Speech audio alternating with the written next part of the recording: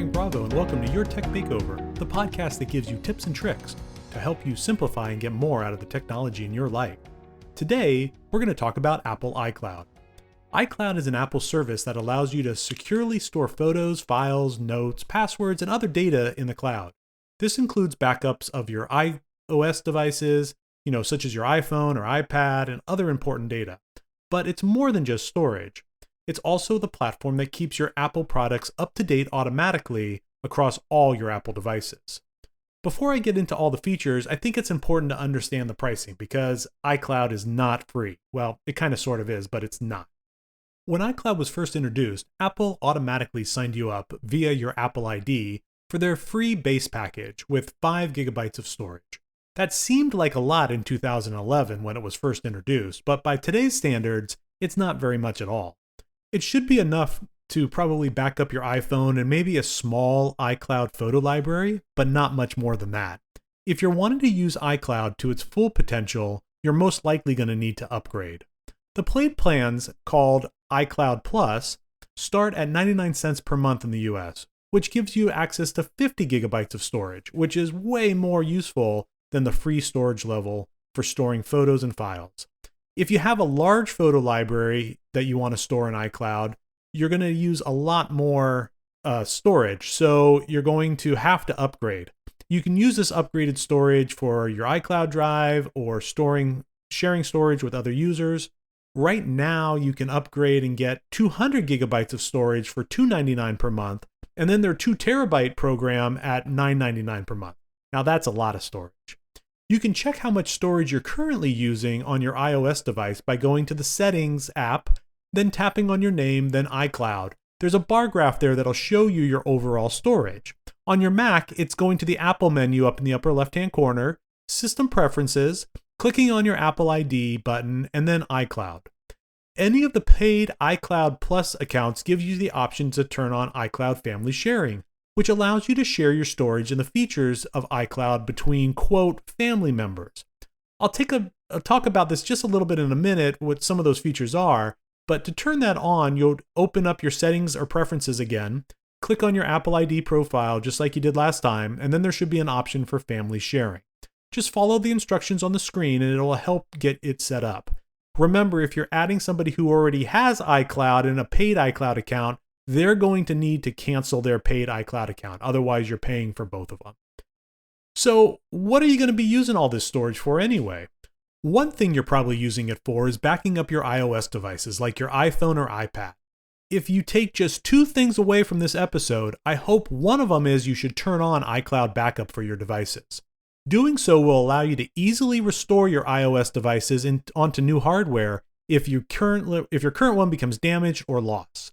To check and make sure you have turned on, grab your iPhone and iPad, go to the settings, then tap your name, then iCloud, and then you should find a setting for iCloud backup. That should be set it on.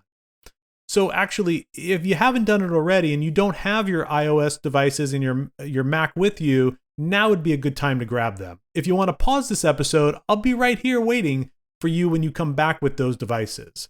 Might as well check out what your settings are while I go through them. Okay, so another thing that you might be using your iCloud storage for is storing your photos. Turning on iCloud Photos allows you to upload your entire photo library into iCloud. This is a great way to get all your photos onto all your devices without having to take up storage spaces on those machines. I have my entire 42,000 image library on all my devices, and I constantly am helping customers and other users turn this on. It is a great saving. To turn this on from a computer, you'd want to open up your Photos program, click on the Photos menu at the top left corner, select Preferences, then iCloud Photos. In my case, I've turned on to download the originals to this Mac option because I have lots of local storage and I want to make sure that I have a copy of all my photos on my machine. That might be overkill, but it makes me happy to be able to do that. On an iOS device, you're going to go to Settings, then tap on your name, iCloud again, and you should see a setting for photos. That's where you would turn it on. Doing this on all your devices will upload all your images into iCloud and sync the library so you have all your photos in one place. This may take a little bit of time, so don't be surprised if they are out of sync.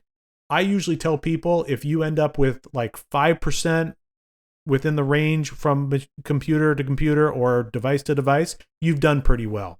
Once you've done this, you can sit in front of the TV with your iPad and organize your photos versus sitting in front of your computer and doing it. Syncing your desktop and documents folder on your computer to iCloud so you can access it either on an iOS device or another machine is another thing you might be using your iCloud storage for. I use this feature so I can have the same desktop files on my office machine, my home computer, my laptop, and all my iOS devices. It gives me the ability to change a file in one place, and as long as I'm connected to the internet, open that changed file on another device.